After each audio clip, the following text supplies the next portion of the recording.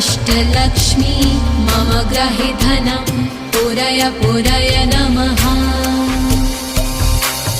ॐ ह्रीं श्रीं क्लीं श्रीं कुबेराय अष्टलक्ष्मी मम ग्रहे धनं पुरय पुरय नमः।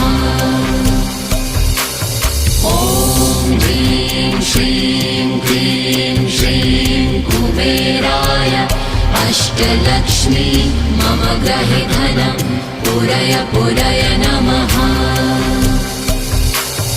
ॐ ह्रीं श्रीं क्लीं श्रीं कुबेराय अष्टलक्ष्मी मम ग्रहे धनं पुरय पुरय नमः।